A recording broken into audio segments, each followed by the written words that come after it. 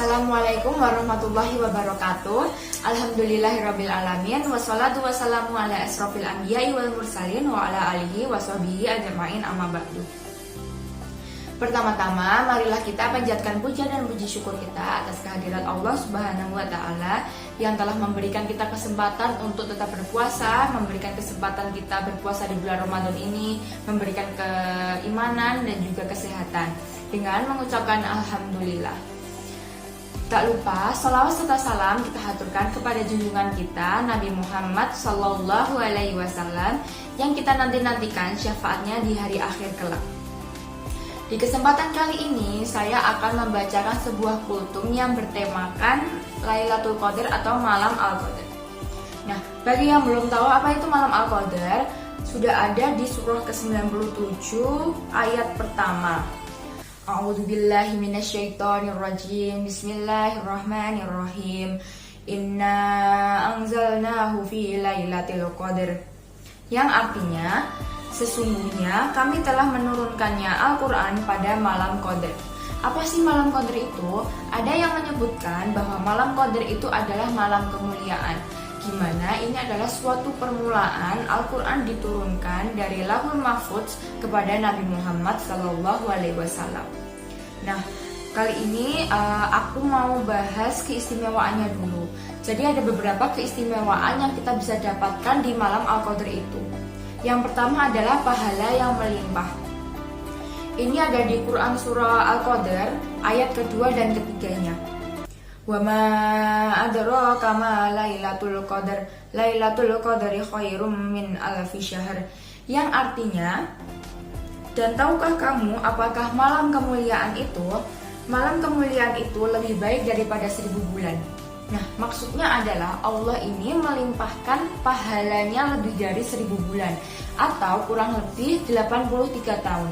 Jadi ketika malam Al-Qadar 10 hari terakhir itu kita bangun, kita menunaikan sholat, kita berzikir, kita membaca Quran, maka pahalanya itu senilai dengan 83 tahun atau dinilai senilai 83 tahun. Kemudian ada dosanya yang diampuni. Ini tertulis di hadis riwayat Bukhari dan Al-Imam Muslim.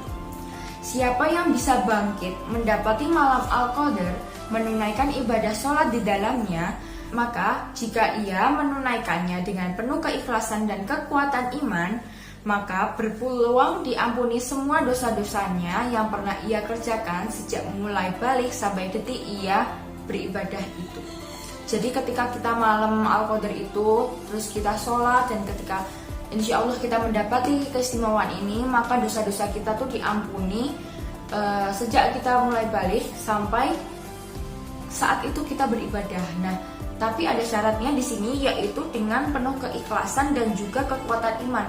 Jadi bukan sekedar ikut-ikutan, misalnya ada yang aku mau sholat nih, kamu mau ikut nggak? Ya nih aku juga pengen ikut. Nah, hanya sekedar pengen, tapi kita juga ingin mengharapkan keistimewaan ini yang datangnya dari Allah Subhanahu wa taala. Kemudian ada juga doa yang dikabulkan. Ini ada di Quran surah Al-Qadar ayat keempat. A'udzubillahi minasyaitonirrajim. Tanazzalul malaikatu warruhu fiha biidzni rabbihim min kulli amr. Yang artinya, pada malam itu turun para malaikat dan ruh Jibril dengan izin Tuhannya untuk mengatur semua urusan. Nah, jadi ketika malaikat itu turun malam-malam Al-Qadar, kita doa, kita sholat. Nah, ketika kita berdoa itu, maka malaikat itu berbondong-bondong mengaminkan doa kita. Kemudian keistimewaannya yang selanjutnya adalah hadirnya ketentraman. Ini ada di surah Al-Qadar ayat kelima. Salamun hiya hatta matla'il fajr. Yang artinya, sejahteralah malam itu sampai terbit fajar. Nah, jadi malam Al-Qadar ini dari ba'da isya sampai terbitnya fajar. Maka hadir pada malam itu ke sebuah kesejahteraan, ketentraman sampai terbitnya fajar. Kemudian ada juga yang terakhir adalah lahirnya kemuliaan. Nah, terus ada yang tanya, kapan sih sebenarnya Lailatul Qadar itu atau malam Al-Qadar ini? Jadi di hadis riwayat Bukhari dan Muslim menyebutkan bahwa Malam Al-Qadar ini ada di 10 hari terakhir bulan Ramadan. Jadi mulai besok tanggal 21, 22, 23 sampai tanggal 30. Kemudian ada juga yang dari hadisnya Bukhari, riwayatnya Sayyidah Aisyah mengatakan bahwa carilah malam-malam Al-Qadar ini di malam-malam ganjil 10 hari terakhir. Jadi tanggal 21, hari ke-21, 23, 25, 27 dan juga 29. Kemudian kalau hadis Muslim riwayatnya Ibnu Umar mengatakan bahwa di 7 hari terakhir yang ganjil.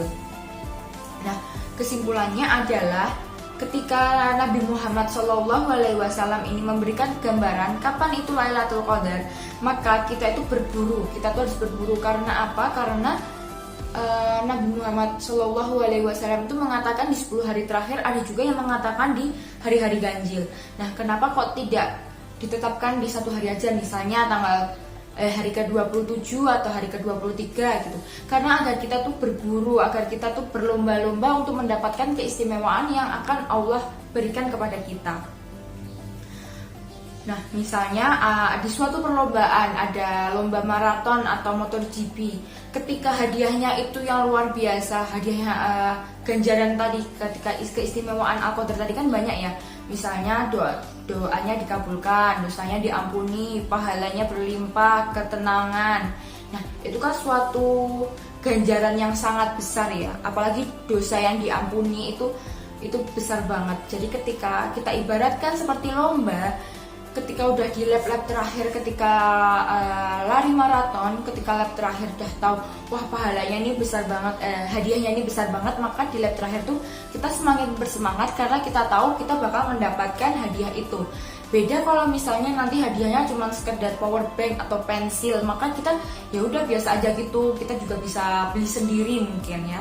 Jadi kita biar kita bersemangat terus, biar kita tuh berlomba-lomba untuk mendapatkan malam Al-Qadar ini. Kemudian biasanya kan kalau misalnya di bulan Ramadan ini, kalau hari-hari awal, minggu pertama atau 10 hari pertama itu semua orang tuh masih pada semangat taraweh gitu, masih sanggup lah mendengarkan imamnya yang membaca surah-surah yang panjang itu. Terus 10 hari kedua udah mulai berkurang jamaahnya. Nah, di hari 10 terakhir ini diberikan sama Allah itu malam Al-Qadar, agar kita tuh menghidupkan malam-malam 10 hari terakhir ini. Untuk apa? Untuk kita tuh, ini juga keuntungan buat kita sendiri, karena kita bisa mendapatkan keistimewaan itu tadi yang sudah saya sebutkan di awal. Nah, kapan kita harus beribadah, kapan kita harus meminta agar doa kita dikabulkan, terus dosa-dosa kita diampuni? Ini disebutkan bahwa di malam-malam 10 hari terakhir. Jadi misalnya jam 2 kita bangun atau jam 3, 5 menit, 10 menit awal kita pakai buat berdoa. 5 menit, 10 menit cukup untuk sholat misalnya, atau kalau yang mau lebih ya alhamdulillah lebih bagus. Asalkan adalah keikhlasan dan juga kekuatan iman kita. Jadi kan nggak mungkin kalau misalnya hadiahnya besar, misalnya kayak tadi lomba, hadiahnya 100 juta misalnya, kan nggak mungkin syaratnya cuman boleh lari gitu kan, nggak, pasti ada syarat-syarat tertentu yang agar kita tuh bisa mendapatkan hadiah itu gitu. Nah, Allah itu juga memberikan beberapa syarat, yaitu tadi 2 itu, yang kekuatan iman dan juga keikhlasan. Nah, segitu dulu kultum yang bisa saya sampaikan. Semoga bermanfaat untuk kita semua, dan ini sebagai pengingat untuk saya. Jika ada kekurangan itu datangnya dari saya, dan jika ada kebenaran atau kelebihan itu datangnya dari Allah Subhanahu wa taala. Wassalamualaikum warahmatullahi wabarakatuh.